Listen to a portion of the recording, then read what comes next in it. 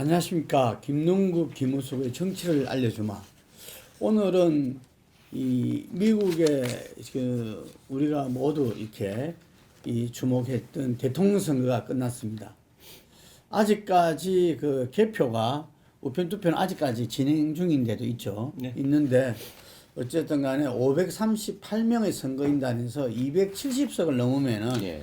당선이 확정되잖아요. 예. 예, 그래서 지금 그 조 바이든 민주당 후보가 그 당선인으로서 그 기자회견을 하고 이 많은 언론에서는 그걸 이제 인정하는 그 미국에서는 이렇게 제가 이번에 그 쭉 경과 과정을 보니까 그 각 주에서 개표 결과를 발표하면은 그걸 토대로 해서 언론들이 그 사실상 이렇게 그 주에서 예. 승리 여부를 갖다가 확정을 하더라고요.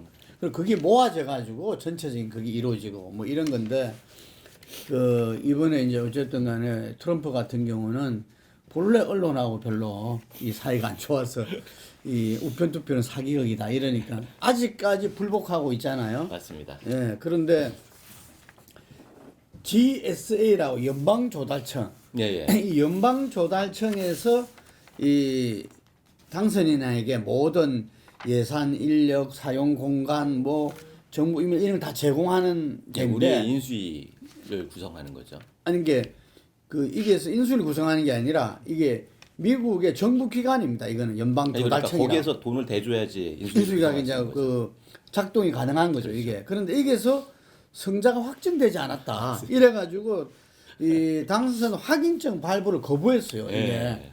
그리고 오늘 또 뉴스를 보니까 이 막판에 경질하고 새로 임명한 법무부 장관, 예. 법무부 장관이 또 이렇게 선거 이 조사를 지시했더라고요. 이게. 그리고 이 공화당 쪽에서 상당히 이렇게 트럼프가 불복해서 좀 승복해야 된다 이런 움직임과 목소리가 있는 걸로 우리가 이제 예. 보도가 되어 왔는데 지금 공화당에서는 어쨌든 간에 이 전체적으로는 일단은 그 현재로서는 불복하고 예. 이 정확한 어떤 이 결과를 갖다가 계속 이렇게 주시하겠다. 예. 이게 그 절차가 이루어져야 된다. 예. 뭐 이렇게 그 트럼프 입장에 손을 들어준 이래서 조금 시간이 걸리지 않을까 싶어요. 그런데 그 12월 14일이 예. 앞으로 거의 한 달 뒤죠. 한 달 뒤가 그 선거인단 선거가 있습니다. 예. 각 주에서 이 모든 그 개표가 이제 완전 완료되고 확정된 다음에 그럼 거기 선거인단이 이제 그 뽑히잖아요. 예. 그 선거인단이 모여가지고 투표하는 그게 12월 14일입니다. 네. 1월 20일이 이제 취임식인데 사실상 12월 14일이 하나의 분기점이 있지 않을까. 그래서 소송도 그때까지는 이 끝을 내야 된다. 뭐 이런 거죠, 이게. 예. 예. 그래서 이 트럼프의 마지막 몸부림이 앞으로 한 달간은 지속되리라고 보는데 뭐 실질적으로는 조 바이든의 어떤 당선을 이제는 다들 그 인정하는 그 분위기고 이런 건데 그래서 조 바이든에 대해서 우리가 우리나라에도 여러 차례 방문을 했어요. 네, 예, 맞습니다. 특히 이제 DJ 때 그 유명하고요. 예. 그리고 이 오바마 때 부통령으로서도 이렇게 오고 했던 그런 인상하고 그리고 그 상원의 그 외교위원장 이 상원을 한 35년간인가 이렇게 했어. 육선을 하면서. 그래서 그 이미지인데 그 외에는 이 뚜렷한 이미지가 없어요. 바이든은 고령이다. 그리고 트럼프가 계속 공격했던 맘씨 온 조. 이게 이제 미국에서는 이제 엉클탐 그게 있잖아요. 예. 사람은 좋은데 좀 엉성하고 예. 이런 사람을 갖다 그러는데 그 프레임으로 계속 이렇게 몰았었는데 실제로 이제 이번 같은 경우가 좀 무색무취하고 이 어떤 이슈나 이런 데서 전면에 나서서 예. 중심에 된 정치인이 아니다 보니까 낯설다. 그러니까 오랫동안 그렇게 상원을 육선하고 35년간 하고 부통령 8년을 했음에도 불구하고 네. 이런 이미지는 이 상당히 있는 것 같아요. 그렇죠. 그런데 이번 과정을 통해서 나타난 조 바이든은 새삼 새로운 걸 굉장히 많이 느끼게 되는데 그 중에 하나가 정말 역경을 딛고 일어난 정치인이다. 네. 그리고 뭐 흔히 말해서 이렇게 그 백인 상류 계층에서 이렇게 그 어떤 가문의 후광과 뭐 이런 그 인맥과 이런 네. 걸로 정치를 한 게 아니라 정말 이 어려운 건 자기 집안에서는 대학을 혼자 처음 갔대요. 이게 처음 갔을 정도이고 그리고 나서 변호사가 돼서 군의원부터 시작한 거예요. 군의원부터 시작해가지고 상원의원 선거인데 29세 도전해가지고 네. 이기는데 그때 선거도 자기 여동생하고 무슨 남동생하고 뭐 이렇게 선거를 젊은 층 위주로 선거를 치러가지고 아무도 이긴다고 생각을 안 해요. 그래서 아마 공천이 됐지 않나 싶은데 그래서 이제 그 공화당 아성이었던 지역에. 예, 그러니까 상당히 우리가 알던 조 바이든과 좀 잘 몰랐다는 거죠. 그렇죠. 그죠? 예. 아니 말씀하신 대로 그때는 뭐 지금 그 최연소 당선이었잖아요. 네. 그러니까 최연소 당선 원래 꿈이 대통령이라고 하면서 최연소 당선까지 했는데 얼마나 기세등등했겠습니까? 근데 그 순간에 또 부인과 딸을 잃는 그런 상황이 있어가지고 아들 2명도 병원에 있는 상황에서 그 당선 선서를 했던 그런 상황이 병원에서 했더라고요. 예. 예. 그래서 그렇게 해가지고 승승장구를 했는데 그 지금 최고령으로 대통령이 됐어요. 그러니까 최연소 당선, 상원의원 당선과 최고령 대통령 사이에 정말 일들이 많았던 거죠. 그리고 중간에 대통령 그 출마 선언을 했다가 뭐 표절 시비가 있어서 아웃되고 그 다음에 뭐 존재감이 좀 말씀하신 대로 존재감 미비로 해가지고 클린턴이나 이런 때 밀려가지고 결국 포기하고 이러면서 사실은 지난번 대선 때까지만 해도 아 이제는 가능성이 없는 거 아닌가 이런 얘기가 많이 있었습니다. 그럼에도 불구하고 트럼프가 워낙에 비호감 이미지가 많으니까 특별하게 호감이 없어도 비호감 이미지가 적은 사람들 정상적인 그런 후보를 내세우는 전략이었는데 그런 전략 때문에 결국은 뭐 그렇게 완승은 아니지만 상황에서 완승은 아니지만 당선을 하는 그런 상황이 벌어진 것 같습니다. 그 선거 이야기를 잠깐 이야기하자면 금방 말씀하신 대로 이분이 이제 세 번째 만에 그렇죠. 예, 경선 세 번째 만에 후보가 됐고 본선에서 승리를 했고 이 처음 경선 때 나왔을 때 논문 표절 의혹 때문에 낙마를 하고 두 번째는 오바마 클린턴에 밀려서 그 포기를 하게 되고 아, 논문 표절은 아니고 그 연설문 표절 아니었습니까? 예예. 예. 그게 뭐 이렇게 예. 논문 표절로도 이렇게 딴 데 놓고 그러더라고요. 이게. 네네네. 예. 그리고 2008년도는 오바마 클린턴에 밀려서 네. 하고 나서 이제 부통령으로 이렇게 한 거죠. 그래서 이번 선거 같은 경우도 처음에는 네. 아, 저 사람이 대통령 병에 걸려가지고 계속 나오는구나. 뭐 그 정도로 생각을 했어요. 대체로. 바이든이 어떤 강력한 지지 계층과 기반을 갖고 있는 게 아니었거든요. 그런데 잘 아시다시피 샌더슨과 트럼프의 대결로 처음에 샌더슨 기세가 대단했잖아요. 지난번에 클린턴한테 그 본인이 경선에서 지고 나서 이렇게 그 이후로도 계속 그 활동을 하면서 이번에 기세는 대단했어요. 초반에. 그 샌더슨이 뭐 이 리더 역할을 했지 않습니까? 그런데 트럼프하고 맞상대로 딱 나눠 보니까 이게 이 트럼프가 뭐 사회주의자다, 뭐 사회주의로 다시 돌아가려고 하느냐, 다시 아니라 미국을 사회주의 나라로 만들려고 하느냐, 막 이념 공세를 엄청나게 했어요.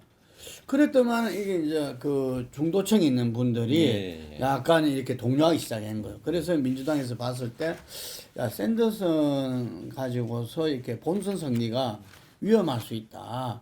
또 워낙 트럼프가 이 낙인 찍기 이런 거에 그 능수능란하니까 이게 그리고 기본적으로 미국 사람들이 그 이념에서 문제는 상당히 좀 보수적인 게 있잖아요. 이게 그래서 바이든이 뜨기 시작한 거죠.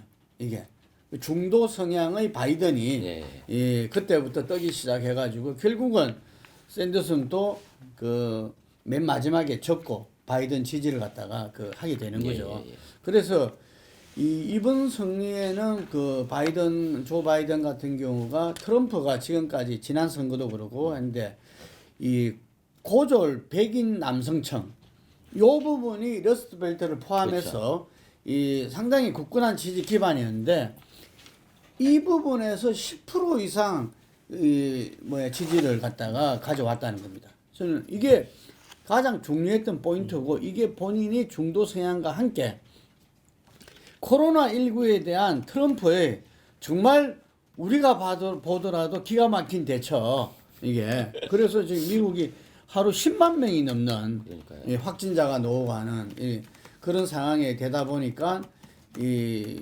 백인 중산층 그 뿐만 아니라 이 노인층들 이게 이런 부분들이 야, 이 사람한테 더 이상 나라를 맡겨서는 안 되겠다 하는 부분들이 이 바이든으로서 이 갈려졌다는 거죠. 그래서 이 7,500만 표라는 최다 득표를 했어요. 예, 최다 득표를 했는데 이 과연 이 앞으로 그 바이든의 어떤 근데 바이든은 연령 때문에도 그렇고 뭐 이래서 보통 미국은 이제 재선에 실패한 사람이 별로 없잖아요.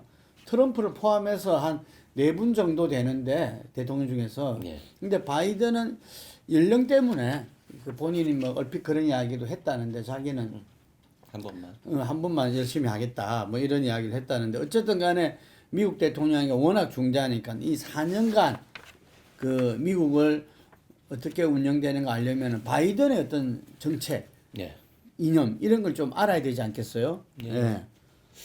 그래서 사실은 뭐 그 2번 할 가능성이 별로 없다는 얘기가 많으니까 사람들이 부통령에게 관심이 많아지는 거죠. 그래서 뭐 실질적으로 첫 번째 임기 중에도 부통령이 굉장히 그립을 가져갈 거다 이런 얘기들을 많이 하더라고요. 예. 그 바이든 같은 경우는 이 기본적으로는 어떤 우리나라로 치자면은 이 우파 좌파 진보 보수가 있다면은 좌파와 진보 정책을 갖다가 이 세우고 있습니다.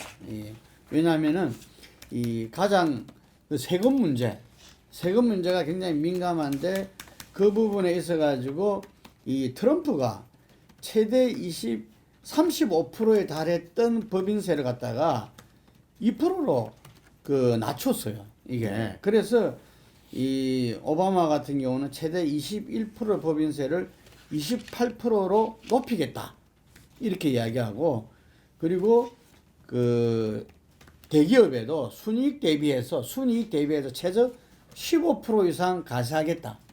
이게 대기업과 부유층의 어떤 이 소득세와 법인세를 갖다가 그걸 하겠다는 이야기인 거죠. 이게 그래서 10년간 10조 달러를 갖다가 더 걷어들여서 이것을 사회보장에 약 1조억 달러 정도를 더 투입하겠다. 이런 이야기를 하고 있어요. 그래서 상당히 국내 경제 정책에서는 상당히 그 진보 성향의 어떤 부분들을 수렴하고 특히 이번에 그 트럼프의 이 인종 폭동이 상당히 문제가 됐잖아요. 그 부분을 부추긴 듯한 트럼프가 거기에 있었는데 이번에 조 바이든에게 이 지지했던 사람 많은 사람들이 뭐 흑인 같은 경우 거의 90%에 가까운 지지.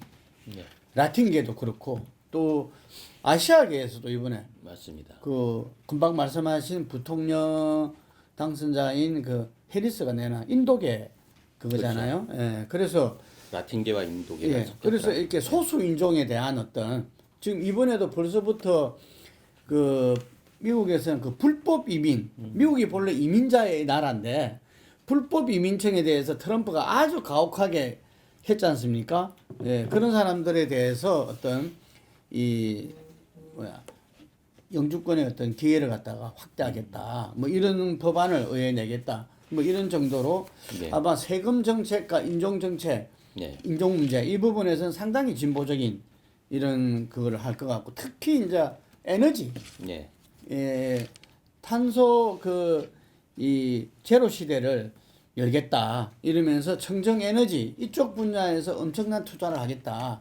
그래서 우리나라에도 좀 한편으로는 기대가 많아요, 그죠? 우리 그 그린 뉴딜하고 상통한다, 뭐 이런 이야기인데, 근데 이 부분들은 우리 기업으로서는 상당히 또 무거운 과제를 갖다가 안는다고 볼 수 있겠죠. 탄소 배출하는 제품은 뭐 예를 들면은 그 수출하기 어려워지지 않겠어요, 이게? 예. 그럼 그걸 바꾸려면 또 엄청난 힘이 들고 하는데 어쨌든 간에 그런 금방 말한 세금 문제, 인종 문제 그리고 이런 에너지 문제 이런 쪽에서는 진보적인 어떤 그 이 아젠다로서 이렇게 그 나가실 것 같은데 외교 국방 문제는 조금 다를 수 있다는 분석이 있어요. 그게 미국에서 진보 보수 얘기를 하지만 본질적으로는 미국은 제국이거든요. 예. 그러니까 미국과 중국이 진보 보수 얘기해봐야 국가 이익을 우선한다라는 건 그 어떤 정파건 당연한 건데 사실은 트럼프 같은 경우에는 미국 우선주의를 하면서 관세하고 무역에 대해서 기준을 딱 해가지고 중국을 공격했는데 그 기준 때문에 동맹국들이 다 돌아선 거예요. 그래서 WTO 뭐 선거 이럴 때도 결국은 반미 전선이 형성되면서 미국이 고립되는 그런 형세가 됐는데 그 바이든 같은 경우에는 미국의 이익을 극대화시킨다는 건 동의해요. 그런데 전반적으로는 그 글로벌 스탠다드에 맞게 해야 한다라고 하는 거죠. 그래서 뭐 아까 말씀하셨듯이 파리 기후 협약 같은 경우에도 반기문 우리 전 유엔 사무총장이 주도해가지고 만든 게 파리 기후 협약 아니겠습니까? 거기에 복귀한다는 것도 글로벌 스탠다드에 충실한다. 단 동맹의 가치를 강조하면서 결국 우군들을 통해서 그 스탠다드 표준을 만들어 가지고 세계 경영을 한다 이런 식의 그 반응이었던 거예요. 그래서 뭐 중국에서는 당장은 트럼프에 대해서 반감이 굉장히 커가지고 반기는 분위기는 있지만 향후에는 중국과 미국의 싸움이 더 전세화 될 것 같고 사실은 그때 우리나라가 어떤 스탠스를 취할 거냐. 사실 트럼프가 중국과 싸울 때는 우리는 뭐 친중해도 트럼프는 큰 관심이 없었어요. 우리는 뭐 돈만 내면 되는 거니까. 그런데 바이든 같은 경우에는 그게하고 상관없이 동맹의 가치를 얘기하면서 결국 줄서기를 확실히 해라 라고 하는 방향으로 할 가능성이 많기 때문에 우리 입장에서는 여야를 떠나서 정부하고 정치권을 떠나서 여야를 떠나서 모두가 동맹의 가치를 얘기하고 있는데 그거는 첫째 바이든이 동맹의 가치에 대해서 굉장히 강조하고 동맹에 이탈하는 순간 그 다음에는 세계 글로벌 스탠다드에서 이렇게 밀려날 수 있다 이런 것들을 강조를 하기 때문에 우리는 굉장히 처신하기에 트럼프보다는 좀 어려운 상황이 됐다 이렇게 보여집니다. 예, 그게 오바마 같은 바이든 같은 경우에서는 이 오바마 2.0이 아니다 이런 이야기들이 있어요. 이게 있는데 흔히 말해서 그 오바마에 대해서 이렇게 냉철하게 분석하는 사람들은 화려한 언변 그래서 이 국제 외교라든지 세계 정세를 상당히 이렇게 변화시킨 것처럼 보이지만 실질적으로는 별 이렇게 그 구체적인 어떤 실천은 안 한. 맞습니다. 그 하다 보면 상당히 부담.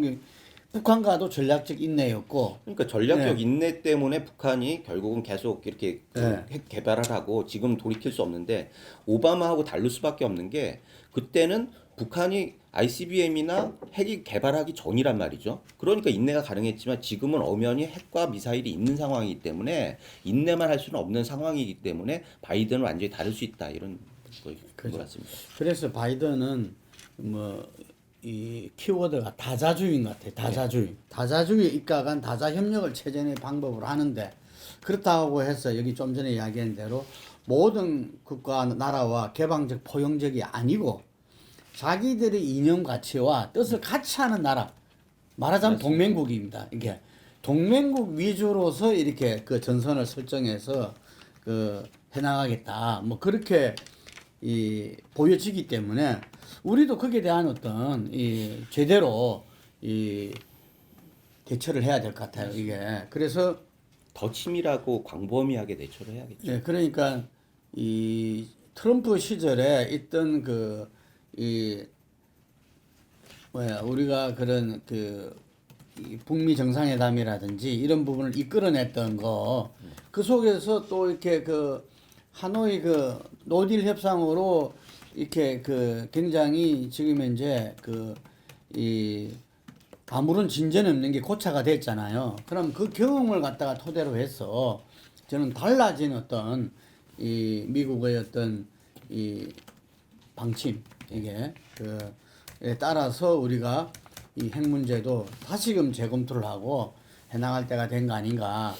바이든이 김정일 보고 상당히 트럼프는 친구라지만 자기가 보는데 불량배다 이런 말을 했어요. 네. 그러면서 지금 캠프의 외교 고문이라 할 수 있는 분이 김정은 북한 국무위원장도 만날 의향이 있다. 우리는 오바마와는 다르다. 뭐 이런 이야기를 이제 한 거죠. 전제 조건이 있죠. 그래서 우리는 빌 클린턴 2기 때 그때를 상당히 좀 이렇게 기대할 수가 있겠죠. 빌 클린턴이 당시에 계속 민주당이 집권했다면은 그때 아마 훨씬 앞당기지 않았을까 이런 이제 그게 오늘 하는데 하여간 그런 이야기를 했는데 그렇다고 해서 이 부분들이 트럼프식하고는 전혀 다를 것이다 이게. 그래서 바이든은 이 전제 조건이 김정은이가 핵능력 축소에 동의해야 되고 그렇죠. 한반도가 핵무기 없는 구역 뉴클리어 프리 존에 동의할 때 그때 만나겠다는 이야기이기 때문에 이게 지금처럼 어떤 탑 다운 식으로 어떤 부분을 처리해 나가지 않겠다는 이야기인 거죠. 실무 협상이 굉장히 중요해지는 거예요. 그러니까요. 그게 우리가 제대로 그걸 해야 될 것 같아요. 그래서 좀 우려스러운 게 사실은 지금 오늘 어젠가 우리 대통령께서 축하하면서 트럼프의 공적을 좀 이어받았으면 좋겠다. 뭐 성과를 이어받았으면 좋겠다라고 말씀을 하셨는데 사실은 바이든 입장에서는 트럼프는 실패한 정책이거든요. 그런데 이렇게 그 노선을 우리가 가야 하는 목표는 뭐 이해를 하지만 드러내놓고 이렇게 트럼프를 엮어가지고 그 성과를 이어가야 한다라고 공식적으로 얘기하는 건 아닌 것 같고 또 하나는 강경화 장관이 폼페이오를 만나러 가잖아요. 물론 거기에서 바이든 측 사람들을 계속 만나고는 있다고 하지만 바이든 입장에서 어떻겠습니까? 강경화는 폼페이오의 파트너예요. 그런데 그 파트너가 갑자기 와가지고 폼페이오하고 약속을 하고 왔는데 거기에서 같이 만나자고 하면 얘기를 듣고는 싶겠지만 진심으로 이렇게 대화가 될까라고 하는 측면이 있어가지고 좀 너무 디테일이 부족한 거 아닌가라고 하는 생각이 들고 가장 중요한 거는 우리는 우리 입장에서 봐야 하는 거죠. 우리가 끊임없이 바이든 측근 외교 안보 전략하는 사람들 인맥을 하고 이런 노력도 필요하지만 그거보다 더 중요한 거는 바이든의 컨텐츠를 공유할 수 있는 방법이 뭔가 그래서 우리 국익을 어떻게 향상시킬 수 있는가 여기에 중점을 해야 하는데 결국 바이든은 말씀하신 대로 비핵화가 전제가 되지 않으면 북한하고 대화가 없다는 거예요. 그런데 우리는 그게 아닌 걸로 지금 계속 가고 있어가지고 사실은 이걸 어떻게 잘 이렇게 조화롭게 해가지고 우리 국익을 최대한 할 수 있는가라고 하는 부분들에 대해서 좀 심각하게 생각해 볼 필요가 있다 이렇게 생각이 됩니다. 미국에서 보통 대통령이 새로 취임하게 되면은 어쨌든 맨 처음에 행정부의 어떤 주요 인사부터 이렇게 해가지고 청문회 절차를 거치고 뭐 이러잖아요. 그래서 어떤 경우는 전에 보니까 2년이 지나야 임명이 되는 이런 경우도 있더라고요. 그래서 급하게 이제 의회에서도 외교 국방이라든지 뭐 이런 부분들은 심각한 부분이니까 하여튼 그것도 수개월이 걸리더라고요. 그래서 그런 진용 자체가 꾸려지는 게 내년 한 그러니까 중반기 한 정도 6개월 정도는 걸린다고. 돼야 이제 그게 되지는데 그래서 저는 한미 정상회담을 조기 개최하겠다. 저는 이거는 아닌 것 같아요. 한미 정상회담을 조기 개최해서 우리가 상당히 곤란했던 적이 많거든요. 특히 지금 정권 교체가 된 마당에 같은 당의 어떤 정권 재창출이 되더라도 기존 대통령과는 다른 차별화된 그거를 하려고 하는데 정권 교체가 됐기 때문에 저는 상당한 폭의 아까 말한 국내 정치에도 그렇고 경제 정책도 그렇고 변화를 가져오고 있잖아요. 그래서 큰 틀의 외교 정책은 미국은 정권이 바뀌더라도 같이 갔지만 지금 이와 같이 북핵 문제 이 부분들에 대해서는 분명한 문제 제기를 한 상태고 그래서 저는 차제의 이 부분에 대해서 우리 외교 안보팀도 좀 세부대에 이렇게 개편해서 바이든과의 어떤 이 시대에 맞는 그 한미 동맹과 북핵 문제를 갖다가 실질적으로 해결하기 위한 준비를 뭐 팀부터 새로 구축해서 가는 것도 좋지 않느냐. 물론 연속성의 그 개성은 해야 되겠지만 이게 저도 전적으로 동의합니다. 사실은 그 클린턴과 트럼프 같은 경우에 탑다운 방식을 선호했고 그렇기 때문에 우리는 정상 간의 외교가 굉장히 중요했죠. 그런 경우에는. 그런데 지금 같은 경우에 북한하고도 실무 협상이 중요하다라고 하듯이 외국과의 관계에 있어서는 실무자들이 이 밑에서의 합의들이 굉장히 중요해졌거든요.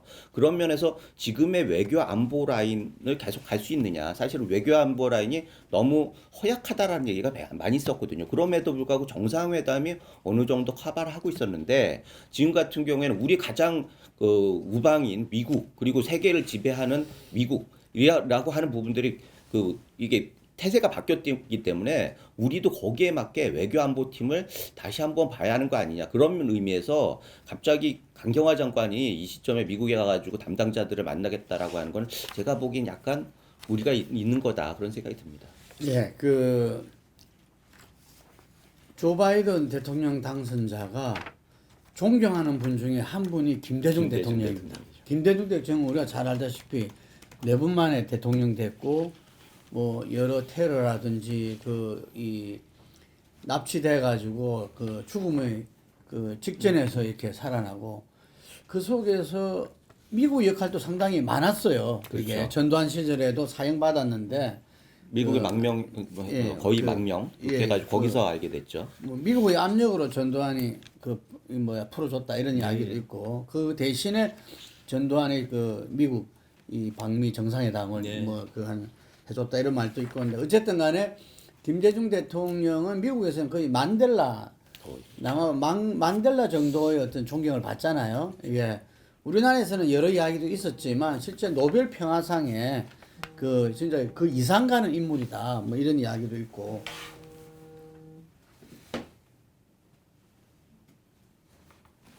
예, 그래서 조 바이든이 상당히 이 김대중 대통령의 80년 초 망명 시절부터 서로 이 교류를 갖고 그리고 상당히 존경을 해왔던 그런 부분인데 예, 그래서 김대중 당시 대통령과 빌 클린턴 행정부 간에 있어가지고 햇볕 정책에 서로 동의하고 했던 그런 부분을 지금 민주당에서는 상당히 기대할 것인데 제가 볼 때는 좀 전에 이야기한 대로 뭔가 지금 시점에서 그전과의 달라진 점을 정확하게 인식하고 이 북한에서 이미 ICBM이 개발 성공을 했고 그런 차원에서 이 미국이 본인의 안전 문제가 전에는 안전 문제가 전혀 그렇죠.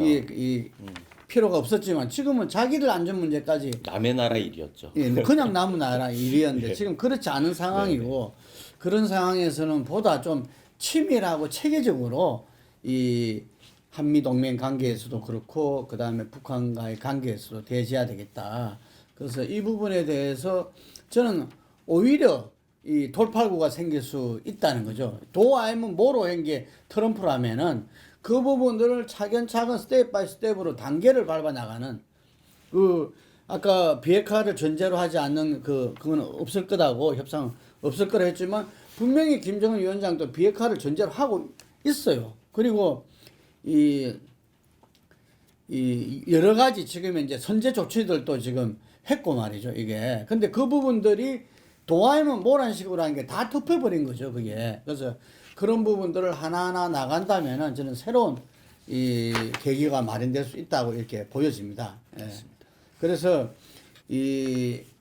또 한편으로는 우리는 금방 이야기한 다자주의 속에서 동맹을 중심으로 전선을 설정한다. 그랬을 때 중국의 문제, 내나 중국에 대해서 트럼프의 보호무역을 이어서 이 조 바이든 대통령 당선자는 공정무역을 이야기하지만 중국에 대한 공세는 마찬가지로 방법이 달라질 뿐이죠. 예, 일관되게 이어질 것 같은데 바로 그 부분에서 우리나라 같은 경우는 이 안미 경중이란 말이 있잖아요. 안보는 미국, 경제는 중국. 이 중국하고 우리하고의 어떤 경제 관계가 아주 지금 이거는 중국과의 어떤 우리 관계가 이 문제가 된다면은 지난번에 얼마나 몸살을 앓았습니까? 사드 때. 예, 그런데 이 부분이 상당히 그 한미일 뭐 이런 동맹의 강화 속에서 중국과의 어떤 선택을 요구받는 그런 상황이 그 나올 수도 있다는 것은 상당히 우려될 만한 부분이죠. 이게 그래서 이 북핵 문제뿐만 아니라 이런 그 이 중국과의 관계에서도 이렇게 우리가 이 상당히 그 거기에 대해서 이 한미 동맹 관계, 중국과의 관계에서 이 정말 실질적이고 그 이렇게 창의적인 대처 노력이 필요하지 않나 이래 보여집니다. 지금 우리로 치자면은 이제 인수위 부분이 이 실질적으로는 시작됐다고 봐야죠. 이게 그러면서 이 미국의 건의를 되찾겠다. 이렇게 그 세계 속에서 어떤 이 자유의 어떤 이를 기치를 내걸고 그 이끌어왔던 미국의 그걸 되찾겠다고 이야기하는데 실제로 그런 부분들이 어떤 본인이 생각했던 그 이 앞으로 이 세계와 미국이 나아갈 미래, 예를 들면은 그 기후 변화라든지 여러 에너지 문제라든지 그리고 인종 문제라든지 뭐 이렇게 부의 양극화 문제 해결이라든지 이런 부분에서 저는 방향을 제대로 잡고 있다고 보여집니다. 그게 아마 이 궁금한 게 샌더슨 그 상원의원 같은 경우도 노동부 장관에 한번 맡겨달라 뭐 이런 이야기를 했다 그래요. 그래서 또 부통령인 해리스였던 이 여성 그리고 아시아계로서 어떤 흑인으로서 또 새로운 어떤 파이팅도 볼 수 있고 어쨌든 간에 좀 기대해 볼 수 있는 미국의 내일이 아닌가 싶습니다. 맞습니다. 오늘 여기까지 하겠습니다.